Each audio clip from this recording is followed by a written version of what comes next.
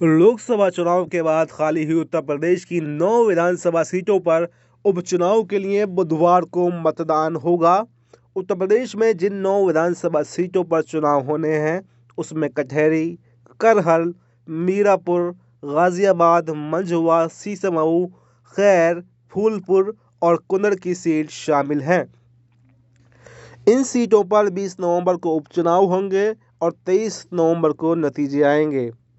इसमें से 8 सीटें मौजूदा विधायकों के लोकसभा के लिए चुने जाने के बाद में खाली हुई हैं, जबकि सीसामऊ में मौजूदा सपा विधायक इरफान सोलंकी को आपराधिक मामले में दोषी ठहराए जाने के बाद में उपचुनाव हो रहा है। उपचुनाव में कुल 90 उम्मीदवार मैदान में हैं। सबसे ज़्यादा 14 उम्मीदवार गाजियाबाद विधानसभा क्षेत्र से हैं, तो वहीं सबसे कम 5 उम्मीदवार खैर और सीसामऊ सीटों पर अपनी किस्मत आजमा रहे हैं।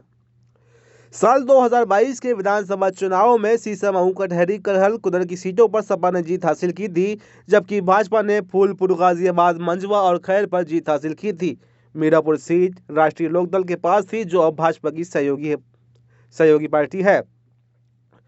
कांग्रेस उपचुनाव नहीं लड़ रही है और इंडिया गठबंधन की अपनी सहयोगी सपा का समर्थन कर रही है, तो वहीं बहुजन समाज पार्टी अपने दम पर सभी 9 विधानसभा सीटों पर चुनाव लड़ रही है। अगर असदुद्दीन ओवैसी की बात करें तो ओवैसी की नेतृत्व वाली एआईएमआईएम ने गाजियाबाद, कुनर की और मीरापुर सीटों पर अपने उम्मीदवार उतारे हैं, जबकि चंद्रशेखर आजाद की आजाद समाज पार्टी ने सीसामऊ को छोड़कर सभी सीटों पर अपने उम्मीदवार उतारे हैं।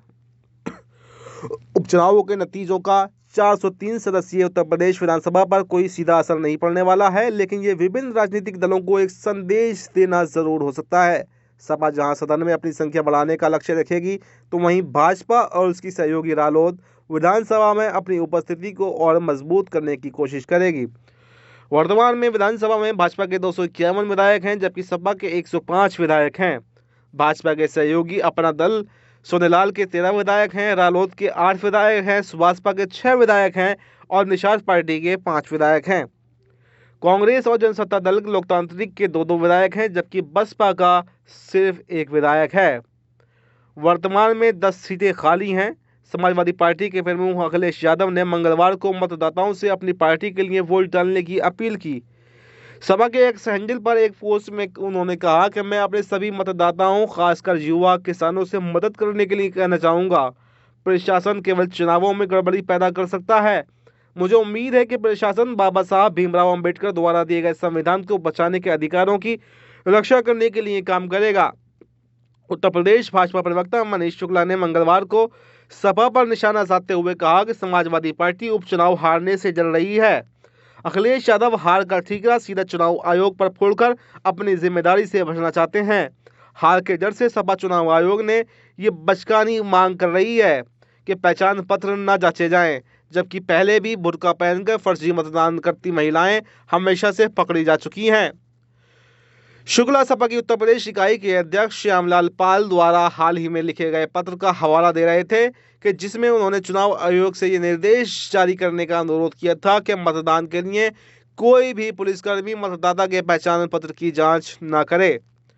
पाल ने रिटर्निंग अधिकारियों के लिए पुस्तिका का हवाला देते हुए कहा कि मतदान के दिन मतदान अधिकारी मतदाता का पहचान पत्र जांच सकते हैं। रालोद प्रवक्ता अंकुर सक्सेना ने कहा कि उनकी पार्टी मीरापुर सीट बरकरार रखने जा रही है, जबकि राजग उपचुनाव वाली सभी सीटों पर जीत दर्ज करके क्लीन स्वीप करेगा।